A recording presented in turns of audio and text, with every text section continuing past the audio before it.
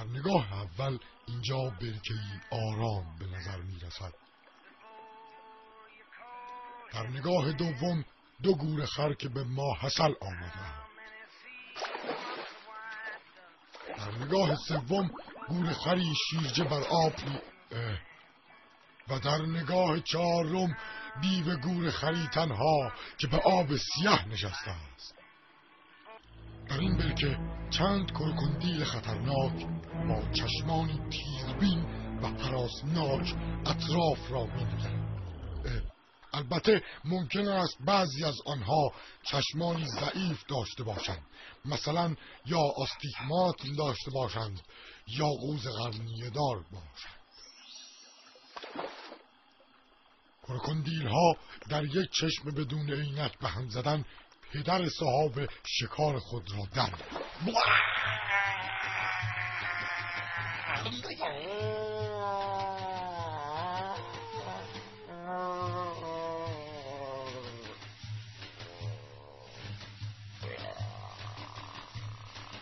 کات بس آقا جان، چه خبر انقدر خشونت؟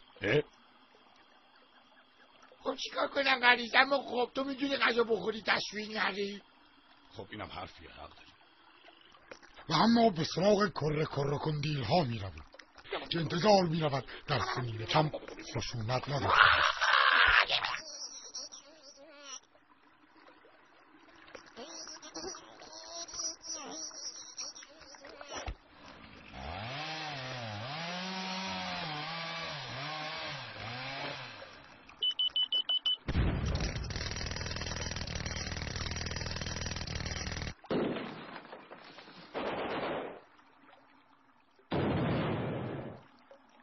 هر حال در بین کرکندیل ها محسوم است که پس از شکار ضیافتی برپا می‌شود. یعنی چی آقا؟ دست بردارید، صحنه خیلی خشنه، مثل اینکه اینا دست بردار نیستن. بله آقای کارگردان، منم زهله ترک شدم. بهشون نشون میدم. این جانوران که میبینید نقطه ضعف‌های بسیار دارند. نزدیک چه خبره؟ حالا بهت میگم. آها خوبت شد، تازه اولشه. برو که دارم برات. درست است که کرکندیل ها حیواناتی هستند که در آب خیلی سریع حرکت میکنند، اما در گرمای داغ تابستان و در صحراهای بیابان آنها از حلزون هم کندتر هستند.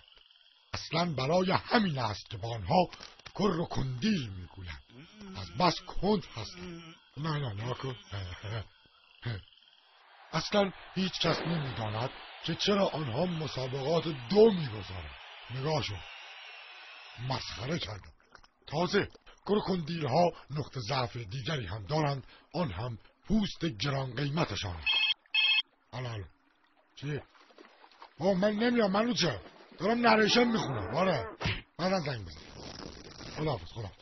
بله آقا این چه وضعیه؟ این چرا برهنه است؟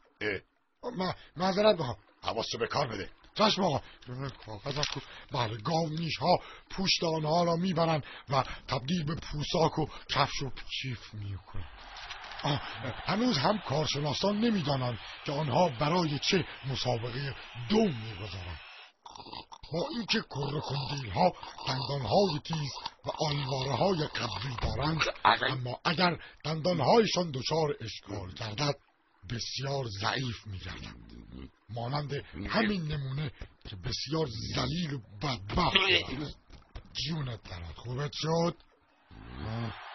اینها که هنوز دارن میدونن و کارشناسان دلیلش را نمیدانند. برخی از آنها ترک گوشتخواری کرده و به صلح طلبان پیوستند. در یک نگاه منصفانه باید گفت از همه این حرفها گذشته کرکندیل ها درازترین جانور روی خشکی هستند. طول بعضی از آنها به 70-80.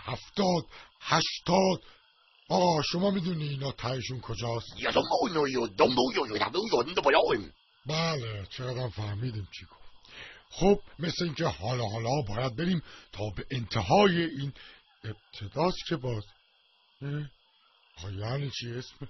این گونه خاصی از این جونور اسمش دو سر کدیله. یه سر این ور کدیل، یه سرم اون ور کدیل. بله بینندگان عزیز، حیات وحش کندیل ها رو تمام